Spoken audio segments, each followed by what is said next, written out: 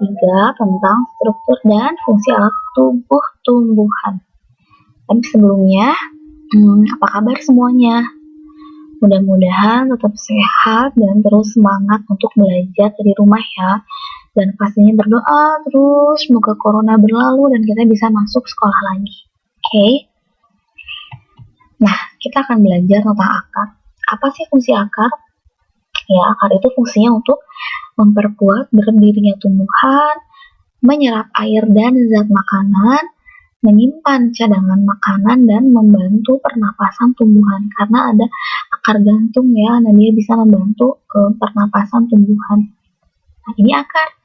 Ada 2 jenis nih, ada akar tunggang yang seperti ini, kemudian ada akar serabut yang banyak sekali serabut-serabutnya ya. Nah, ini struktur akar. Kalau ibu cara ngafalinnya gini, ini jaringan akar ya, seperti ini. Struktur dari luar ke dalam, ingatnya ekes.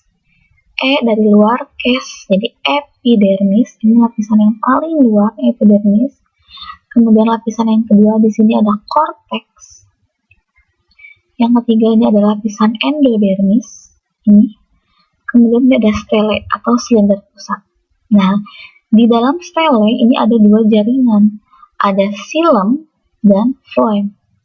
Ini xilem untuk mengangkut air dan garam dari dalam tanah ke batang dan sampai ke daun ya, itu fungsi xilem dari bawah ke atas berarti. Nah, ketika di daun kan dia di fotosintesis, di air dan garamnya itu melalui proses fotosintesis jadi makanan, kemudian makanan ini disebar kembali ke seluruh jaringan oleh floem ya, fungsinya xilem dan floem. Lanjutkan. Nah, penyerapan air dan garam mineral dari akar itu dipengaruhi oleh 3 hal. Ada pH, ada suhu, dan jenis tanah. Terus, gimana sih cara masuk air ke dalam akar? Nah, caranya itu dengan proses osmosis. Jadi pindahnya molekul air dari tanah ke akar atau dari daerah yang kurang pekat ya ke yang lebih pekat. Yang kurang pekat itu tanah di situ, yang lebih pekat itu adalah akar. Jadi dengan cara osmosis. Nah, ini struktur morfologi akar. Di sini ada yang namanya rambut akar, biasanya keluar di sini nih. Mana sih? Nah, ini seret ada gitu ya. Seret gitu ya, di sini ada panjang rambut-rambut akar. Fungsinya dia untuk memperluas bidang penyerapan. Ada tudung akar. Tudung akar itu dia namanya juga tudung ya, melindungi akar dari gesekan dengan tanah. Kemudian seperti kita kerudung ya, kalau ahwat melindungi kita dari hal-hal yang tidak diinginkan. Kemudian ada titik tumbuh. Nah, ini banyak mengandung jaringan meristem. Nah, ini dia itu ya, titik tumbuh itu berarti nanti akan bisa tumbuh, akarnya itu berasal dari titik tumbuh. Kemudian batang. Fungsi batang adalah menyokong bagian tumbuhan yang ada di atas tanah. Kemudian alat pengangkutan air dan zat makanan dari akar ke daun dan juga untuk menimbun makanan. Itu di batang. Jadi berisi cadangan makanan. Nah, strukturnya juga sama ekes ya, masih sama kayak akar. Ada epidermis ini. Kemudian ini korteks, endodermis, dan stele, silinder pusat. Nah, ini stelenya, yang di dalam ini adalah xilem, ada di luar adalah floem. Yang merah ini cambium. Oke, lanjutkan. Nah, sekarang kita belajar daun.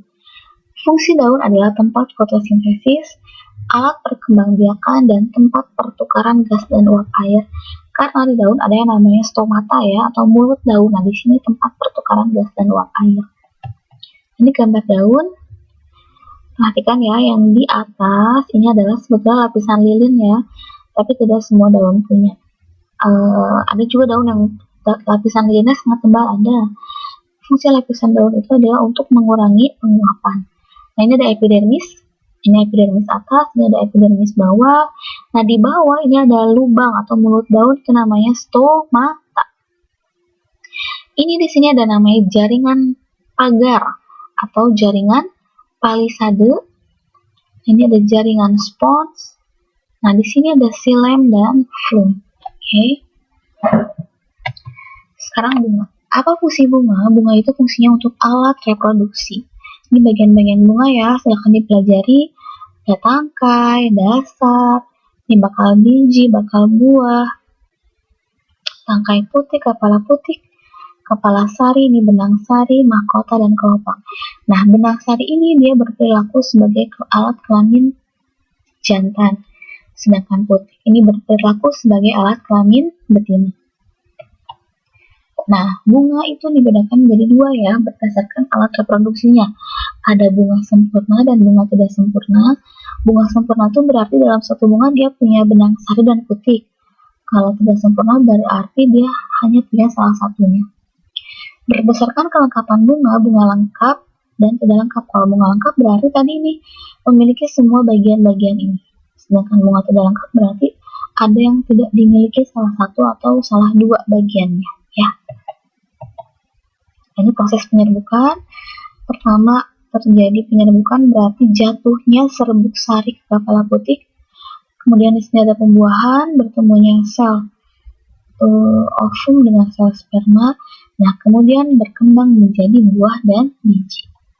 Nah, ini buah. Ada buah sejati, ada buah semu. Buah sejati itu berasal dari bakal buah. Betul-betul dari bakal buah ya. Contohnya ada pepaya, durian, tomat. Sedangkan buah semu itu berasal bukan dari bakal buah.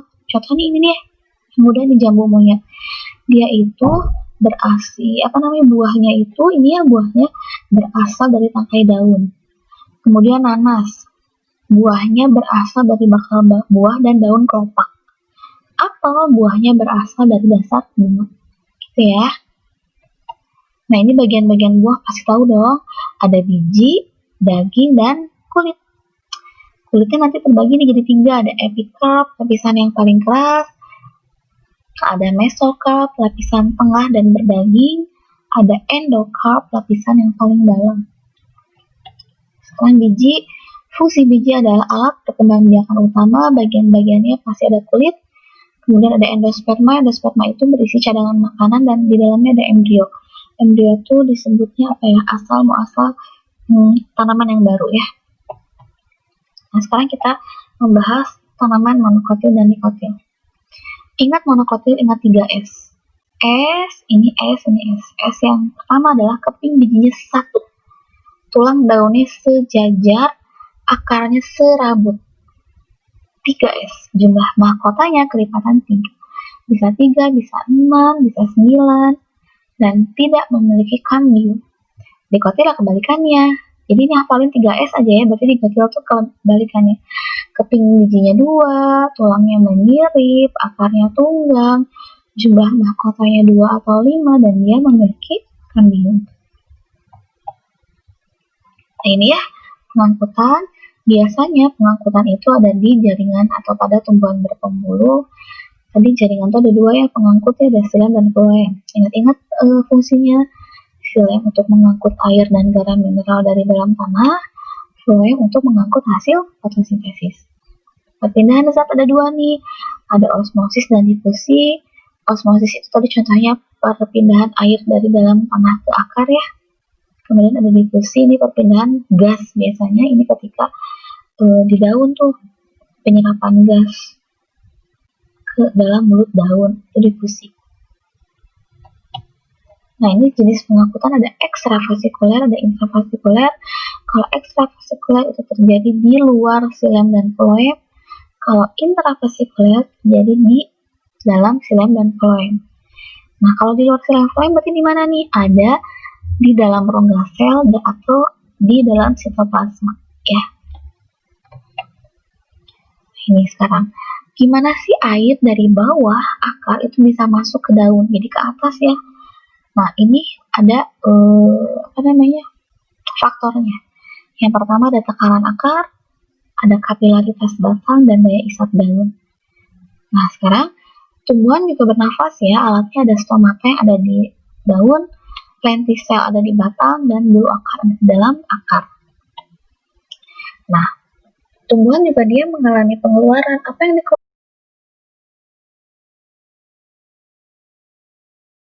Nah, tumbuhan juga mengalami pengeluaran ya.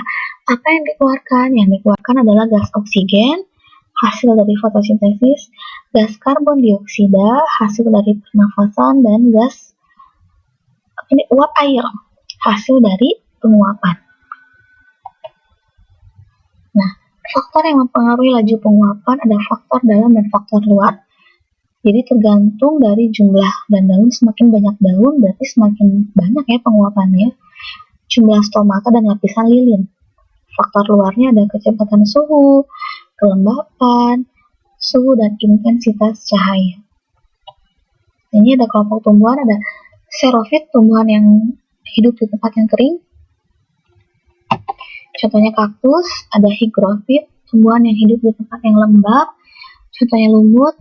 Hydrophyt, tumbuhan yang hidup di air. Contohnya teratai. Kemudian tropofyt, tumbuhan yang hidup di tempat yang kering dan basah. Contohnya jatin. Ini ciri-cirinya ya. Xerophyt, batangnya berlapis lilin, daunnya kecil, akarnya panjang. Kenapa akarnya panjang? Karena dia mencari air.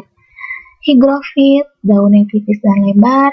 Hydrophyt, daunnya lebar dan banyak stomata agar memudahkan dia melakukan penguapan. Dan akarnya biasanya pendek ya, karena udah ada air kan di tempat dia hidup, jadi dia tidak butuh akar yang panjang.